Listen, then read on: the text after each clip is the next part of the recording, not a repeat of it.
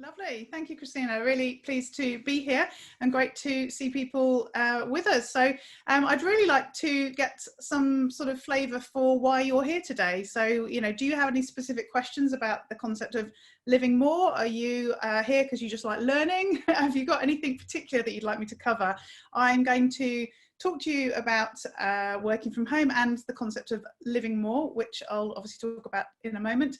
But I do want to try and cover off anything that is particularly pressing for you. And we do have a Q&A at the end. So if you don't ask as we go through and I don't see it, then obviously you get the chance at the end. But some of you said hello already. Can you just put into the chat what you're looking to get out of today? And then I'll read and try and build that in as we go through. So Mina says, love to learn new life improvement hacks. Okay, no pressure. I'll try and think of some. No, we'll have some of those in there, definitely. Anybody else? If you want to just put in what you're hoping to get from today, if you've got any specific questions, feel free to put those in as well. It's feeling a bit cold today, isn't it? I'm just looking at my lips thinking they're getting blue. I should have put the heating on. I don't know. Right, okay, so I'm going to share my screen because I don't think it is shared at the moment, is it? Or is it? Oh, maybe I didn't unshare it. Can you see my screen would be my next question.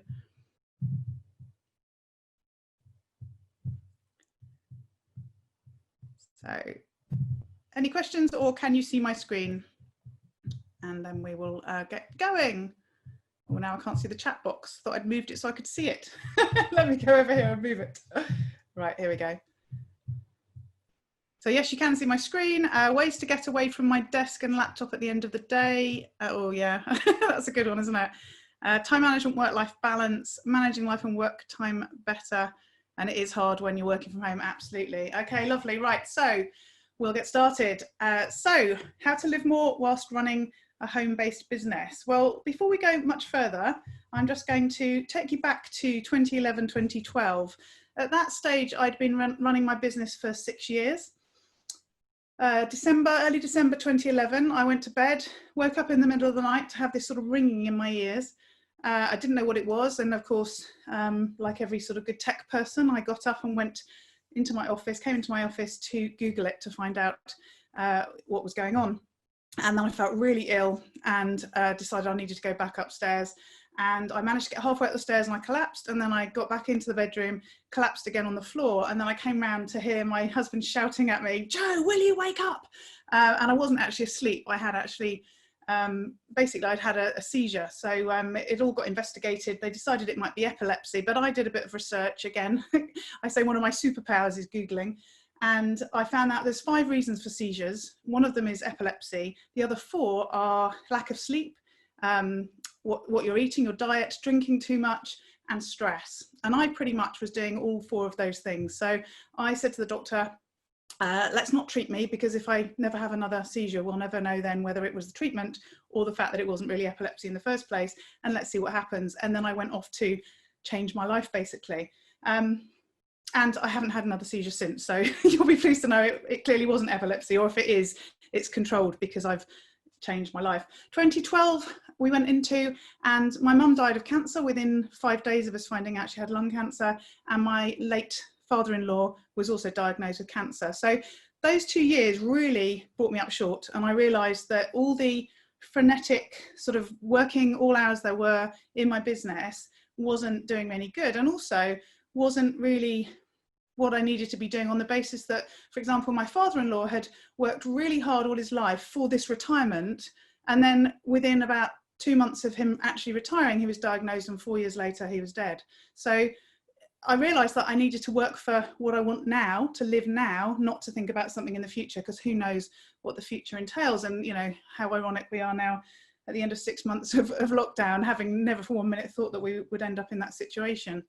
So for me, it was all about realizing what was important and why I'd started my business in the first place. And it was actually to have my daughter. She's 14 now, and I started the business, firstly a publishing business. Then I started helping my local clients, my local customers, to set up their own WordPress websites. This was back in sort of 2007. And then I started to teach them social media when it was really new, and I was still trying to convince people that it was the next big thing, sort of way before everyone knew all about it. And then I moved into employee engagement because my background was HR, and I knew that all the tools that I'd been using for social media and online marketing were going to be really important within big organisations. So I sort of started doing some consultancy around that. And then Power to Live More came out of, as I said, my experiences where I wanted to make sure that I was living the life that I wanted now, and that my business sort of worked around the life I wanted, rather than me having to work my life around this business that seemed at one stage to be taking over my whole life. So it was really about getting clear about that. And I've ended up now where I have a corporate consultancy business. So I help organisations with employee engagement. I don't do lots of that, but I do that occasionally. I also work with the Engage for Success movement, which is a national movement all around employee engagement. And I do a lot of the sort of behind the scenes technical work for the organisation, as well as speaking and co-hosting a podcast. And I do quite a lot of volunteer work for them because it's predominantly a voluntary organisation. And as I've said already, I launched Power to Live More, which is all about helping home-based coaches and consultants to get to be successful whilst getting to live more. And I define living more as getting to do more of the things you want to do and less of the stuff that you don't want to do. It sounds really simple, but how often do we find ourselves doing things that we didn't want to do, or that we don't enjoy, or whatever? And sometimes when I work with people and I ask them what they do want to do, we don't even know what those things are because we never really have time to do them or to think about them. So sometimes people don't even know what those things are. And that's clearly, you know, a big start in terms of working out how you get to do more of them. And then the other thing is I've taken an opportunity during lockdown and I've started a networking organisation, counterweightnetworking.co.uk. I used to run it offline many years ago, and the online Zoom sort of world that we're in just gave me an opportunity to restart it. So I've started running that as well during lockdown. So I am still really busy. I've still got lots going on, but it's all built on that backdrop of the living more piece. And when I was looking at how to change my life and change my business, I decided I needed to get really clear about what the fundamentals were going to be in order to do that. And I'm going to talk to you about my 5 fundamentals today. And those really form that real sort of underpinning of how I run my business and how I live my life, which, as I say, I developed after all those things that I've just told you about. And you'll see as we go through how those are sort of developed. So the first one is all about self-care. They're all S's, by the way. I like to have little neat patterns in my business and they're all S's. And this one didn't always come first. I had it in the list of 5. And then actually, since we've had lockdown, I've adjusted the order of events, if you like, and brought it to the first thing that I talk about. And the reason for that is that I think that the lockdown for a lot of us has really reinforced the fact that it's so important to look after ourselves and to take that time and you know, make that time for that care piece in order to do everything else that we want to do. And I think lockdown just really made that even more obvious, because some of us were, you know, homeschooling as well as working in a new environment. Not all of us worked from home before. I did, so I was really lucky that it felt you know, quite normal to me. And in fact, I was saying to Christina before we started that I feel like the world has come to me because I wanted to do lots of these things through Zoom rather than in real life, and now that's the only way we're doing most of them. But my husband, for example, didn't work from home. He worked in an office. He'd been there for 25 years.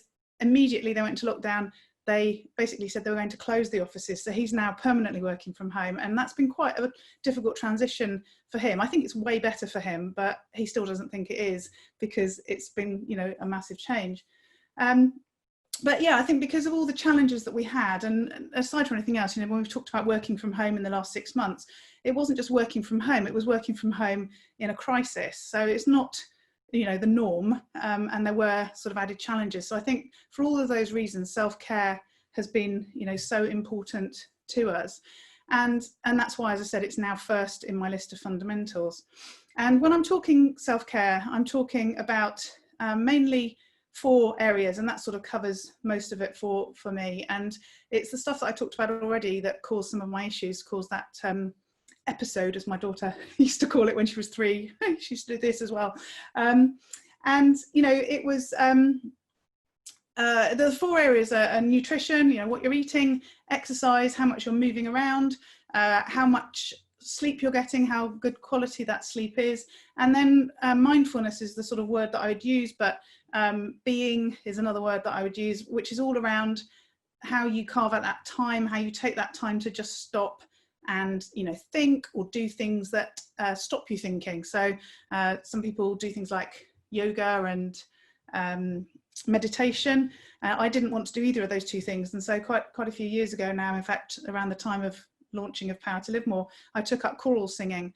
And obviously I'm not doing that at the moment with my choirs, but I am still doing it at home, because when you're actually reading a piece of music and singing and being in time and everything else, breathing, you can't possibly be thinking of anything else. So it is a very mindful thing to do.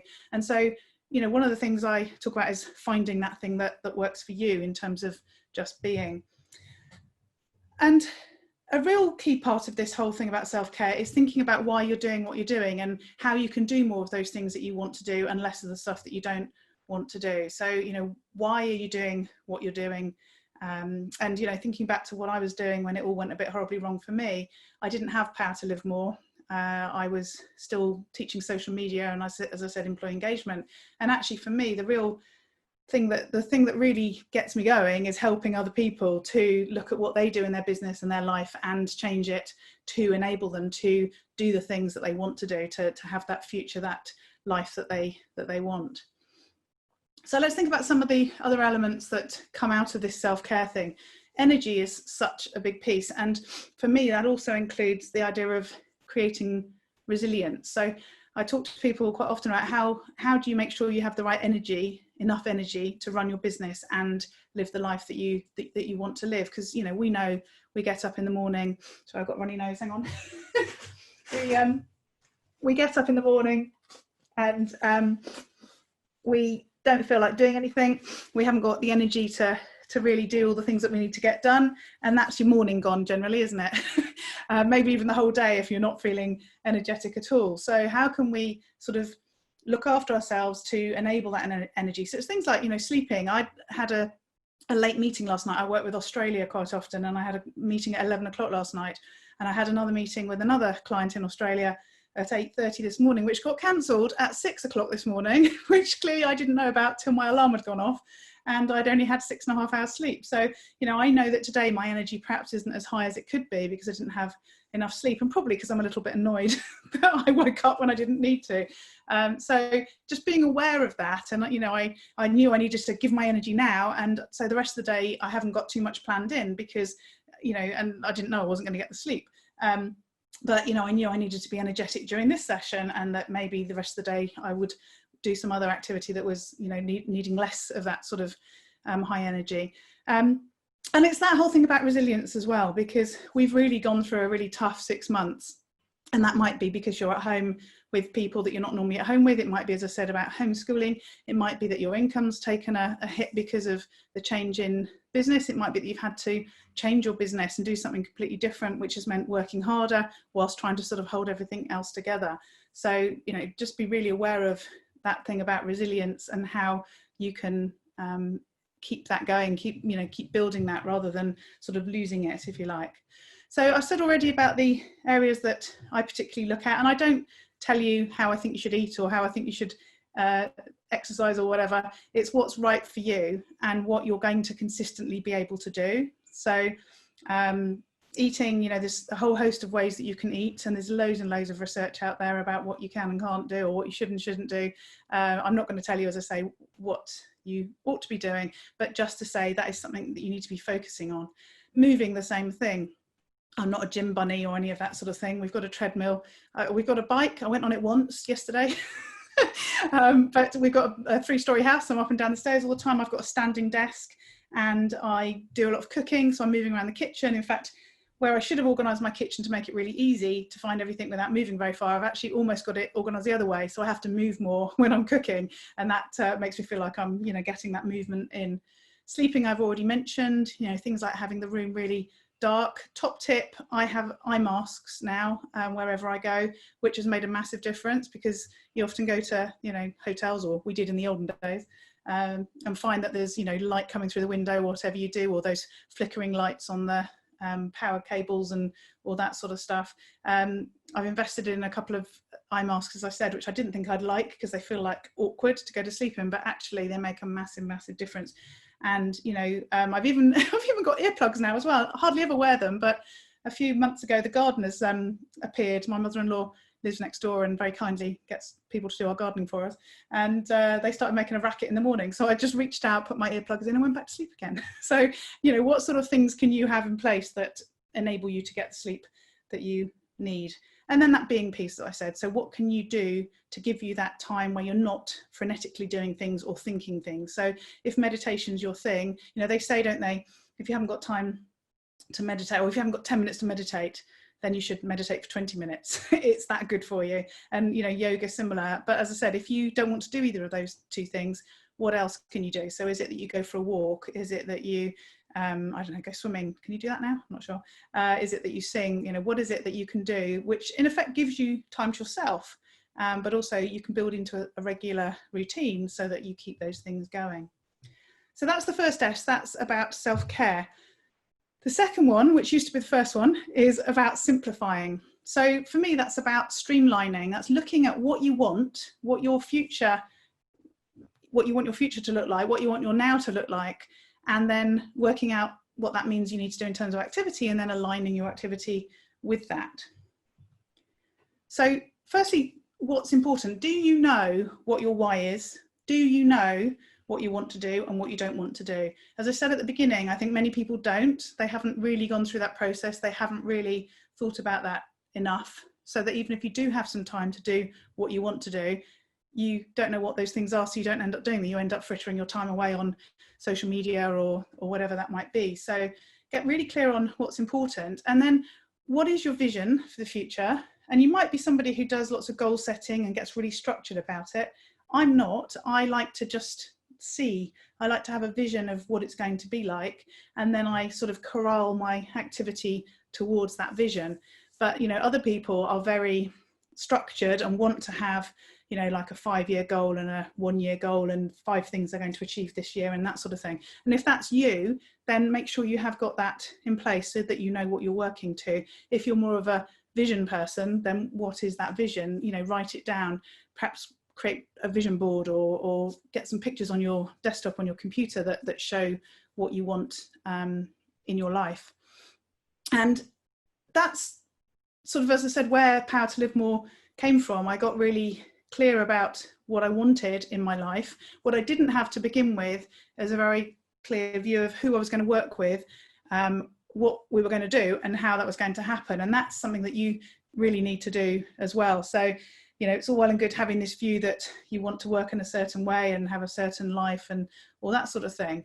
But if you don't know who those people are that you're going to be working with and how you're going to be working with them, then it can lead to all sorts of issues. And certainly a couple of years ago, I was thinking about the sorts of people that I wanted to work with, and it's home-based coaches and consultants for me. And I thought, I'm going to set up a group program. And how many of you have done this? You've thought, all right, I'm going to do a program, I'm going to do this, I've got to do that. And you get the whole plan and maybe even kick it off and maybe even get a couple of people to pay you to do it. And then 2 weeks in or 3 months in or whatever, you think, oh, don't want to do this. And then you remember, and this is what happened to me, I didn't actually get as far as selling it, fortunately. You remember that you don't actually like group programs, or you don't actually like Zoom calls or whatever it might be. And that although it seemed like a good idea at the time, there's a difference between what seems like a good idea and actually what you want to be doing. And so if you can stop yourself before you start implementing those things and really get clear about who you want to work with, what you want to do with them, how you want to work with them, then that can save a whole load of issues where you're doing things that you don't want to do. And that also then feeds into, where are they? How are you going to find them? How are you going to deliver your service? But also, how are you going to find them to actually sort of join you, if you like.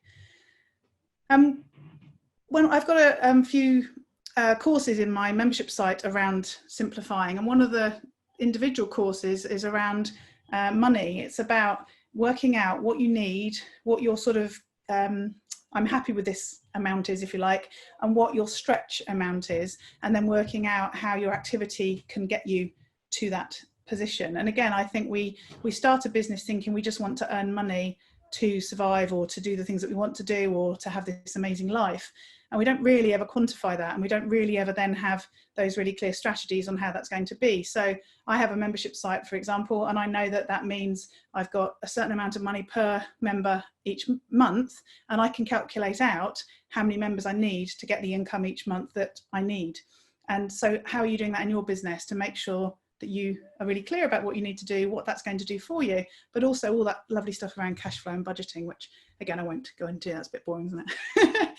And then once you've got really clear about what you want it to be like, how do you align your activity to do that? And it's so easy, isn't it, to procrastinate by doing valueless tasks, the things that are really easy to do that you can just sort of tick off and feel like you've achieved something today, when actually really, when you look at what has that done in terms of achieving your vision or your goals, it hasn't done anything to that. So the activity every day and every week and every month should be going towards your vision, should be about your purpose, your vision, your values. It shouldn't just be stuff that you can tick off on your to-do list that isn't really taking you where you want to go. So how do you put your tasks together to know what needs to get done? And again, it's all of this stuff is always so individual. So I have a to-do list. I use something called Todoist, and I plan my projects in there, but I also have all my sort of what you'd call more operational sort of tasks, if you like, rubbishy stuff I do have to do every day.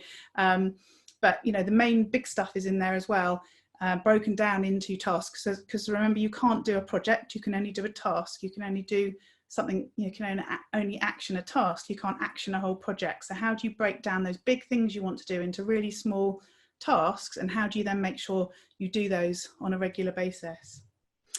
And one of the ways to do that is to get really good at saying no. How often do we say yes to people because we want to be helpful? We find it easier to say yes or to say nothing, which gets taken as a yes. It's much harder to say no. And you know, over the years, I've got to the stage where I have to sit on my hands if I join a committee or join a group or anything. I have to sit on my hands so that I don't put my hand up to volunteer for something, because normally I'm the one that always does that. And then you spend the next however long regretting having done it, wondering what you were thinking. And, you know, it doesn't help you to go to where you want to get to. So again, the reason for setting that vision, setting that strategy, if you like, for your life and your business is to get really clear about what you want to do and what you don't want to do. And then if the thing you're being asked to do is what you don't want to do, it should be a simple no, because you're really clear that you don't want to do it. So you don't end up just saying yes to things because you're not really sure, or you don't know if it fits or whatever. And, you know, a simple no is good enough. We don't have to explain to people. We could say, well, I've done lots of planning and work around my life and my business, and it doesn't fit with my vision. We could get really sort of posh about it, but actually just saying no, you know, we're allowed to do that. So that's a really good skill to develop. The third S is about systemization. And that's where you create processes and create systems and ways of getting things done to make them really easy. Ease is a word I use a lot. And one of my friends asked if I was a mechanic. If you've ever done the Wealth Dynamics questionnaire, I actually come out as a star. I like speaking and teaching and all that sort of stuff. But mechanic is to the side of that, if you like. But actually, I don't like setting up systems and processes because they're a system or a process and because that's what I enjoy doing. I like setting them up for the impact that it has on my life and my business. So, for example, I have a podcast that I publish every week, and I publish it every week without fail. A few years ago, it wasn't without fail. I did have weeks where I didn't have enough interviews, or I hadn't got around to editing it, or something happened and I didn't publish. But I now do it every week, and there's a number of reasons for that, and I'll share that as we go through. But the main reason is that I have a process, and that process gets followed, and not necessarily by me. So the first bit of it is about organising. So what do you need in place to make your life and your business easy to run? So for example, I go camping a lot. I did. I've been twice this summer, but normally I spend most of the summer in my caravan. And a couple of years ago, I decided to buy an iPad Pro. So that's one of the big ones, because I had done research around battery life and so on, because I go off grid. I don't have electric hookup. I have a solar panel. And I knew that I could have an iPad just like an iPhone and actually keep the charge for quite a long time during the day, and it would also be chargeable from the solar panel. So I invested in the iPad, and then I realized that actually it fitted really well with my iPhone, and much against my better judgment, I ended up getting a MacBook Air, so that they all connected to each other, and also it's got a long battery life, and it also charges from the solar panel, which my laptop didn't. And so what I've ended up with is a sort of a process for my getting things done, if you like, technically. And then I organise my to-do list based on where I can best do that work. So some things I tag in my to-do list because they're easy to do on my phone. Sometimes they're easy to do on the iPad. Sometimes they're easier to do on the laptop. And that's one of the ways that what I call I slice and dice my to-do list. And again, this might not work for you, and you might be balking at the idea of Apple products anyway. It's what works for you. So it's about working out how you can arrange your business and your life so that things are easy. I divide my work into 4 areas. So audience building, how do I get in front of people? So that covers things like speaking and social media and things like that, my website. Income generation, how do I run programs? How do I get customers? How do I take money from people, basically? Onboarding, how do I get people into the process when they have purchased? And then delivery, so how does that get delivered to them, and what sort of experience do they have? And that's how I organise my to-do list around those 4 areas.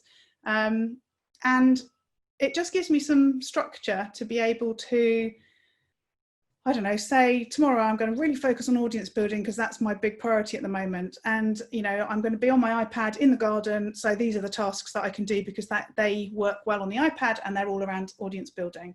And so it's creating your way of getting things done, whatever that might be. Most of my podcast guests tell me it's pen and paper. I don't ever use pen and paper, but, you know, how do you use those things to get done the things that you need to get done that link to that vision and the goals and everything else that you've set for yourself? Processes and standard operating procedures. If you're, you know, a creative, sort of flexible person, you're probably, again, balking at the idea of standard operating procedures. But again, if you have stuff in the way that, not in the way, stuff there that just takes you through a process, it can really help you to get stuff done really easily. So my podcast process is on Asana, so a project management tool. I don't know if you've used it before, but it's really good for either using it linearly, so in a list, which is what I like, or you can change it to be more like the Kanban boards, like you can use Trello for. You can do that in Asana as well, and that's where you've got sort of columns, if you like, and you can move stuff from column to column depending on if you're working on it or not. And a lot of the time now I don't look at that list. I tick it off, but I don't really look at the instructions because I've been doing it for so long. I know what I'm doing. But what it did at the beginning was it just meant I didn't have to remember, how do I do this and what comes next, and you know, how do I make sure I've got everything done before I publish the podcast? I didn't need to think about it because it was all listed. And then I'll talk in the next section about outsourcing some of it, and it was easier to do that because I had the process set up in the first place.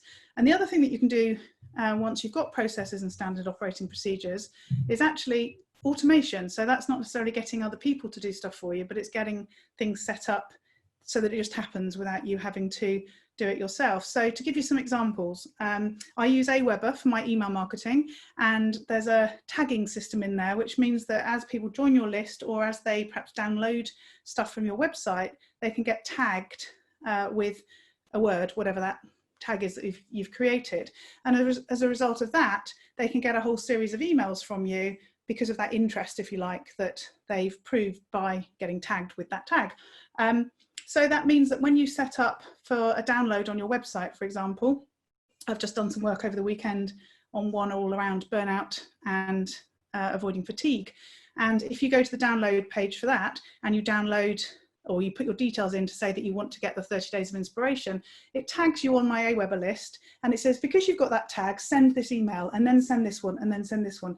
And I don't have to do it. I just have to promote that page, and then all the rest of it will just happen behind the scenes. It took a good amount of setting up to get that all done, but now it's just going to run, and I just need to promote one thing. I don't have to worry about the rest of it. My podcast booking process, if somebody wants to come on my podcast, I just send them a link. I use something called TimeTrade.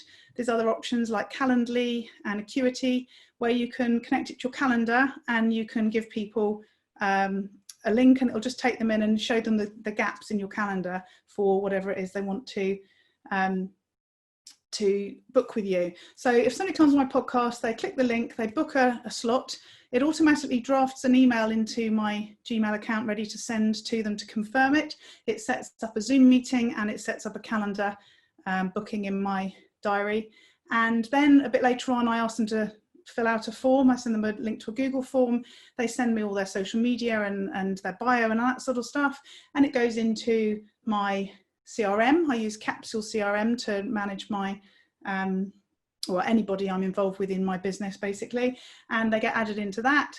And at the same time, it gets added to another form, which my show notes writer has, and she gives it to one of her team, and they have the bio so that they can write the show notes more easily. All of that happens by people just clicking one button and me not having to do anything. It just all happens because I spent the time setting up that automation in the first place. And finally on that one, sharing on social media. It's not perfect because I should be interacting more and doing it in the moment, but I know that if I'm needed to turn up on social media every hour and have conversations with people, it's just not going to happen. And what I like to do is share useful content that I've found. So I have a process where I read articles in something called Pocket. So you know that bit where you have articles and you get a newsletter and you click on it and a few articles open and they're all on your browser and you think, oh, I'll come back to that at the end of the day. And then you shut it down at the end of the day and you've forgotten, you haven't read them and they've gone. If you use Pocket, you can add them straight to your Pocket account and then all the articles just basically stack up until you're ready to read them. So at least once a week, I sit down and read a load of articles.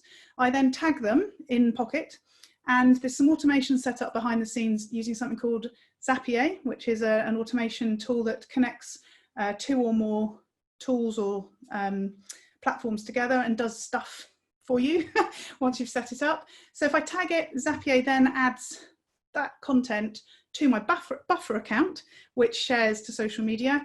And it just adds that content into the queue, and then at some stage it gets shared out. So as I said, it's not perfect in that it isn't personal. I'm not doing it manually myself, and I'm not in there having those discussions at the moment that I post the articles, but I am consistently, sharing relevant, useful content to my audience because of the automation that's set up.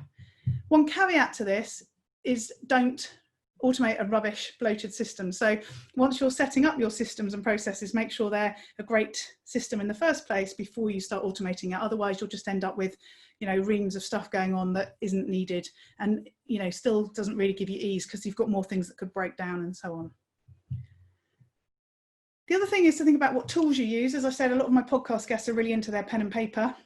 And I always laugh because I'm into my technology and I can't even find pen and paper half the time.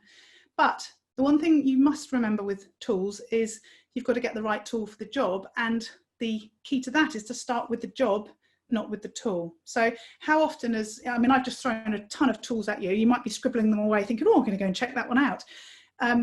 What you need to be really clear about is what your need is. So if you need to share social media, useful content to social media on a more regular basis, then using Buffer and Zapier and Pocket might be a really good thing for you to do. But if you don't need to do that, then going and signing up and trying to connect them all up and get those things happening because it seems like a cool thing to do or it feels like you should be doing it, that's not a good reason to do it. So always think when you're doing any of this stuff, what do I actually need to do? How can I make it easier? How can I get that ease? And what tools do I need in order for that to happen? But as I say, don't sort of start with that shiny tool and think, oh, what can I do now? But just to give you some more examples, I've talked about TimeTrade already. Obviously, we're using Zoom at the moment. Zapier I've talked about. And the other one's IFTTT, which is if this, then that. And I use that to connect quite often things like blogs that I want to stay up to date with, and I get that sent into Pocket automatically through that. But another way you could do that is something called Feedly. If you want to try and find really interesting articles, Feedly is a way of choosing the sort of topics you want to hear about and adding resources in, and then it'll show you all the fresh content that's coming through every week, and you can choose what you want from there. And I do that with mine and put it into Pocket so that those articles are sitting there for when I'm ready for them. But as I say, always start with the process, not the tool. Then the fourth one, I'm all out of sync because I've started in the wrong order compared to how it used to work, is share. And so that's about getting other people involved, and whether that be, you know, family, colleagues, other people, outsourcing team, and so on. Really key, because we can't do everything, and sometimes we try to and we think we can. And I think particularly a lot of the research around the lockdown has been that particularly women have taken on even more than ever in running the house, homeschooling the children, carry on doing their job, probably cooking more. I certainly felt for the first few months that I'd sort of cooked constantly, because I was trying to nurture and keep everyone happy and healthy and all that sort of stuff. But, you know, we need to ask for help and get other people involved. And there's lots of sort of different opportunities with that. So firstly, who might that be? As I said, it's, you know, family, friends. It could be outsourcers, it could be team members, staff, if you've got people who work with you. It might be mentors, it could be people in the Merit Club, you know, people that you're in contact with, working with, and sharing with. And why is it so important? There's a number of reasons. You know, there's the whole thing about, are you the best person to do that job, whatever that job might be? In my podcast, for example, my daughter Ellie does the intros for me, and that was for a number of reasons. Firstly, it was a bit of a gimmick, that when she started, she was only 8 and she sounded quite cute. But also it's developmental for her. Her reading is brilliant. The amount of words that she can pronounce without needing help in some of the bios that she has to read is quite amazing. And it helps me out as well. And I pay her £2 an intro, or no, maybe it's more than that now, because I actually just pay for her mobile phone in exchange for her doing the intro. So there's a whole sort of raft of reasons why that happens. But, you know, this is one of those things I said at the beginning about making sure you've got the energy, you know, how you can make sure you're resilient and you've got that energy to do the things you want to do. Get other people to do the things that you don't have to do, and also things that you don't want to do. You know, talking about living more is about getting to do more of the things you want to do. If there's things you don't like, do something else with them. And, you know, outsourcing I'll talk about in a minute, but that was a prime example for me. When I started my podcast, one of the reasons that I couldn't get it out every week was I hated writing the show notes. I just was rubbish at doing it. I hated every minute of it. I hadn't really created a process that made it particularly easy. And so I procrastinated, and I then would justify it to myself that I didn't have time to do it this week, and nobody's really listening to it anyway, are they? And it doesn't matter if it's not consistent and all that stuff. And actually, once I found somebody to take on writing the show notes for me, I've published every week ever since, because that blocker has now gone. And it was a blocker for all those reasons. I hated it. I wasn't very good at it. She's much better at it. And it created that consistency, you know, that need. It sort of created a vacuum. Because the show notes are done, I've got no excuse but to publish the podcast now. It also might be about learning. It might be about accountability. It might be working with other people to really help you to keep moving forwards. I mentioned I've got a membership site, and, you know, we had a call this week, and one of the people was just about to go off and invest in something, and the rest of us were going, oh no, that's because you're procrastinating, and it seems like an easy thing to do to pay for that, but actually what you really need to do is this, and you know that, don't you? And we had the whole conversation, and it felt like we were being a bit hard on her, but at the end she was really, you know, grateful and happy that we'd had the conversation, because it had changed her perspective on what she was going to do. So we'd created that accountability with her as a group, but also you can do that individually. So, you know, make something visible. We have a bot on our Slack where we can say what we're going to do today, and then we can go back the next day and say whether we did it or not. Maybe nobody's reading it. It is there, visible for everyone to see, but maybe nobody is reading it. But I know that I've committed to it, so I'm going to do it because it's there sort of in public, if you like. So that's another reason why getting other people involved and creating that accountability can be really key. And then the other thing I've already mentioned is outsourcing. It's another big part of the share piece. And I've got 3 VAs. I had 2 from the Philippines, one of them for many years, the other one 2 or 3 years, and a recent addition is a UK-based VA. And they all have different roles, they all have different tasks. And once you've got that started, once you've created the processes, remember, going back to systemize, once you've created the processes, made it really simple, perhaps recorded a video to show them what to do, worked out how you're going to allocate tasks. I use Asana for that, for one of them, and Todoist, as I said, I use for my own to-do list. One of my VAs actually has an account with that, and I send her stuff through that. And then the other one I use Slack most often for, as well as Asana. Once you've created all of that and those processes, then assuming you've got the right people and they know what they're doing, these things just happen. So there's many things that I do within my business that I never touch. In fact, occasionally one of them's ill, or both of them have had babies in the last couple of years, and I've picked up some work for a few weeks. And the first thing I do is like, oh my God, what am I supposed to do? I don't actually know what they do anymore. Then I go and find my standard operating procedure, or the process that I sent them. And then I go down the list and I work it out, and then I impress myself. I think, wow, it's really organised to have got them to do this and have this to-do list and have all the instructions here. But of course, that's why I did it in the first place, but I sort of forget about that. So why should you be outsourcing? It's so that you can, you've heard the phrase, work on the business, not in it. So you can really focus on the stuff that's important to move the business forwards, and the sort of day-to-day stuff that just needs to get done, but it doesn't need to get done by you, can be getting done from other people. It means that you're much more likely to do the things that you want to do, so that living more peace, because you can outsource the things that you don't want to do. You can perhaps bring people in who've got skills that you don't have. So it might be things that you need doing that you don't really know how to do anyway. Some people take the policy that they must absolutely know what they're outsourcing, you know, from beginning to end before they outsource it. Other people will bring people in who can do the things that they don't actually know how to do and don't want to know how to do. So, you know, you just need to decide what you feel comfortable with in that respect. And then how do you do it? You can do it through word of mouth. You know, I have a VA at the moment who's looking for extra work. In fact, both of them are. So, you know, if you have a need, you know, get in touch with me. You can use things like Fiverr.com if you've not come across that, People Per Hour, various other websites, Upwork, where you can basically either sort of advertise a task that you have, or you can go and find people that are advertising themselves and get them to do the things that you want them to do. And then the specific, you know, things like the show notes. It's a company that just do show notes, and I found them by Googling, and then I sort of approached them, and it went from there. So there are lots of routes to doing it. I think lots of people want to do it and don't end up doing it. And I think the key is that piece about getting your processes in place and then working out how to teach other people to do it. And I have the same problem myself. I often want to outsource something. It takes me weeks to do it, and then I do it and think, why did I wait all these weeks to do that blinking instruction video? I should have done it and just got rid of the task. But, you know, I procrastinate on that, and then it eventually gets done.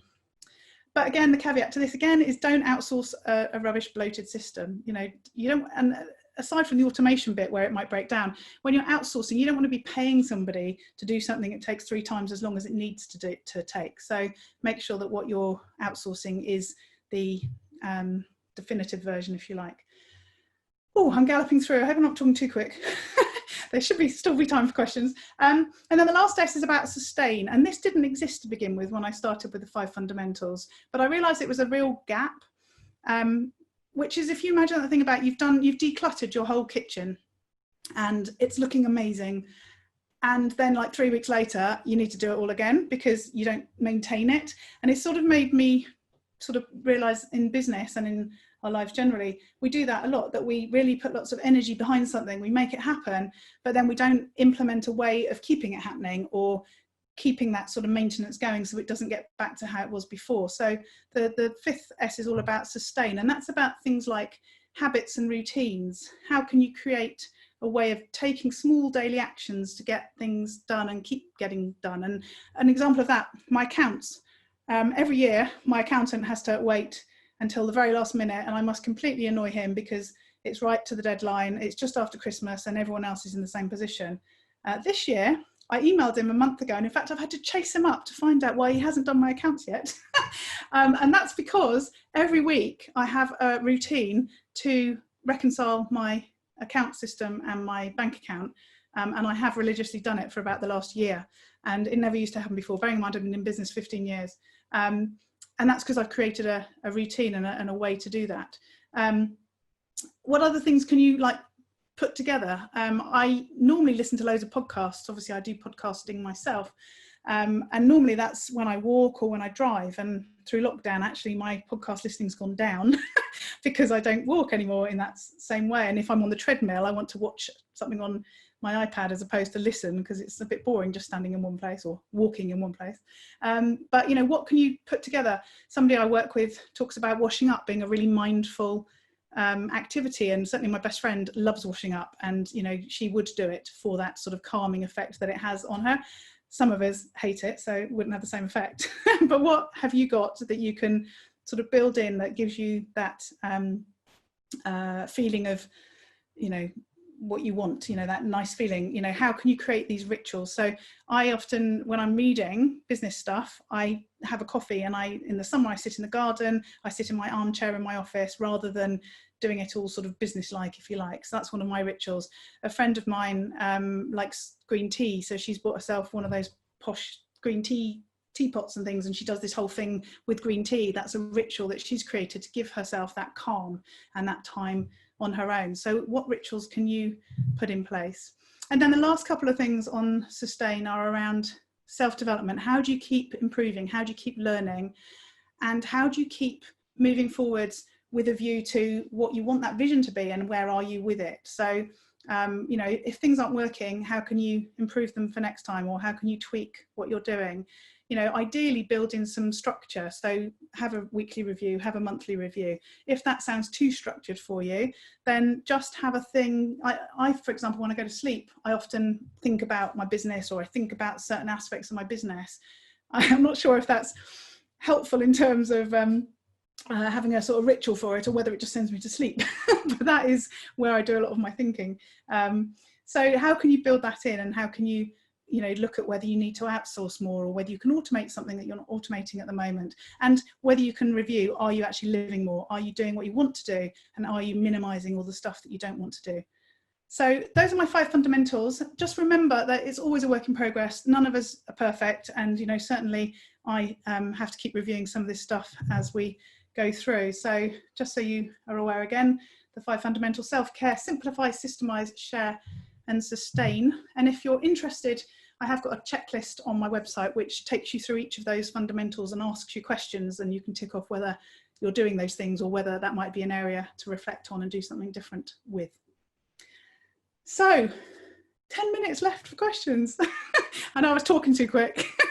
No, that was brilliant. That was really, really good. You definitely packed it with a lot of interesting things to go away with and think about. Because it doesn't matter how long you've been running your business, there's always going to be something that, oh, I should be doing more of that, or whatever. I could actually delegate more, or I actually just started writing little things for myself. Okay, I need to look at how to do that.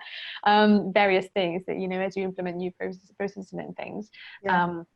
I think it always helps. But and it is that bit where you, exactly what you said, you find yourself in the middle of doing something and you're not enjoying it, and then you're wondering why you're doing it. And either you realize that you don't need to do it, or somebody else could be doing it, or it's superfluous, or it's not taking you where you want to go. And it's just, you know, having that awareness, and then, you know, taking that next step. Yeah, exactly. I just stopped sharing your screen. I hope it didn't break anything, because it just froze for a second for me. Gosh, I don't know what happened there. What did you think, ladies? What was your biggest thing that you want to take away from this? The first thing that you want to action, that you know that is sort of hasn't been your priority, and you know that can actually make a lot of difference in your life at the moment. It was really interesting when you were talking about the various things, and I don't know if you familiar with the 80-20 rule, but it's just like, obviously 20% of your actions creating 80% of the value, and that is something I recently did quite a lot of work around, because I realized that in my business there's a lot of things that I do, but actually what are literally those specific things that I have to do much more of in order to create more value, more income, more freedom, whatever, as I can. Somebody asked about how do you sort of divide the work and life thing, and again, I'm a bit like a doctor or a solicitor. It depends is normally the answer to all of it, but it is really individual, so it's what works for you. So some people close the door, you know, they have an office, or they have a table that they work on, and they walk away from it, and they have a time to do it, and they make sure that happens. Other people are more flexible. I'm much more flexible in that if I fancy doing a bit of singing at 2 o'clock in the afternoon, then I'll do a bit of singing, and then I'll work again at 9 o'clock at night, or whatever. And I'm a night bird. So a book I read, which people might find interesting if they don't know when their energy is The Power of When. And it talks about the chronotypes, and how you've got, you know, I interviewed somebody last night who's a lion, so she's up at 5 o'clock doing all this stuff, and I'm like, oh, I called her mad at one stage, which is probably not, it wasn't very complimentary. Because I'm a wolf, I'm a nighttime person, and then you've got bears who are during the day, sort of, you sleep sort of 11 to 7, and then your day is pretty much, a normal day, and then dolphins who don't sleep very well at all.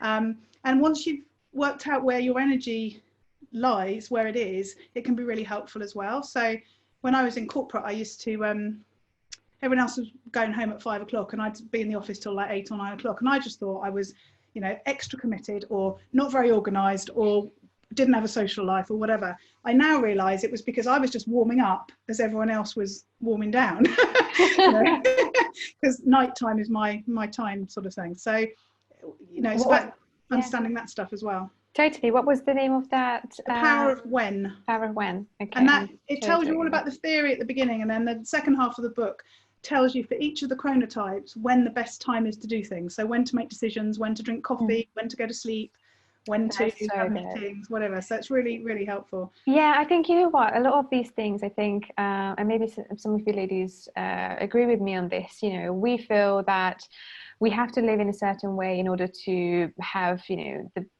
have the most productive time in a way that is acceptable by society and what everyone is talking about. You have to wake up at 5 in the morning, and that's having a morning routine is what's going to make a difference. And we try so hard to implement all of these different things.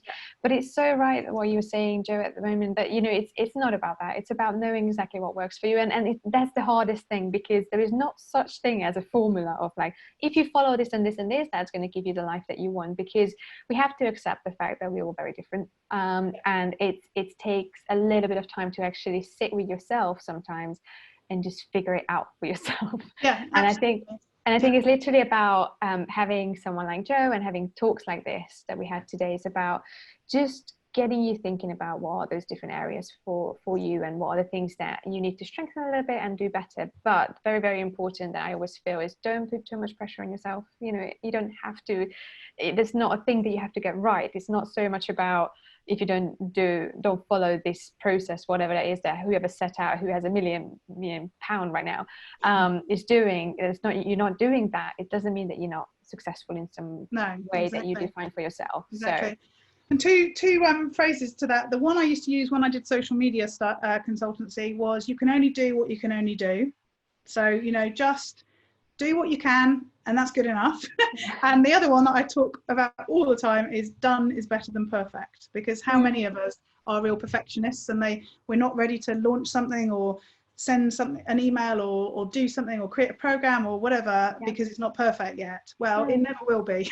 So just get it out there, no one will know. Yeah, totally, absolutely. And even just about like work-life balance and things like that, I feel the same as you, Jo. Like for me, I might go for a run and have a longer lunch and cook myself a really beautiful meal and whatever, and then I have like a 3-hour gap in the middle of the day when I'm actually not working when I should be. What I do is actually after dinner, when it's downtime, whatever, I might just get my laptop again and just have a look at some stuff that I wanted to and work again for a couple of hours in the evening, which is not something that anyone else ever tells you to do, because oh my god, why would you do that? Then you don't have a life. But I do. I just have it on my own terms, and I think it's very interesting to figure out what that is. I was telling someone yesterday, I'm late to The Crown. I've been watching that, and the other night I was watching it, just one of the episodes, and I was just going through my emails at the time. And a lot of people will tell you that's really bad. You've got to switch it properly and everything else. But actually, working on my emails to me feels like a waste of time half the time, because it's newsletters you don't need, and not all of it's stuff that you need to actually respond to and whatever. So actually, to make it more enjoyable by watching a program at the same time, was what I wanted to do, and that's fine. Yeah, and it's all about your energy, isn't it? And for me, that sort of life works when I just keep my energy quite high during the day as well, with doing things that I enjoy. And it might mean that it feels like I'm working all the time, but I'm not really, because I have interesting things in my life. And for you as well, is singing and all of these different things that actually just bring your energy up again. But so interesting to have this conversation with you. Thank you so much for sharing all of this. Obviously, ladies, it's going to be in the members area, recorded, obviously, the whole session. So I'm going to edit it. That's something I need to outsource so badly, because I absolutely dread doing it. It takes only 2 hours because it takes so long to render and all of that. Well, Anyway, I didn't come back to my podcast, but I've actually outsourced the end editing process of my podcast to one of my VAs. I would never have imagined she'd be able to do it, but I just wrote her some instructions, recorded her a video, and I don't have to do it anymore. And I didn't think for 1 minute she was up for it, because it's not her thing, but it worked. So don't make assumptions. There'll be people you know that will love doing it. Wow, okay, that's really good to hear. I have a few people in mind already. Thank you so much. It was really nice to chat, and have a lovely rest of the day.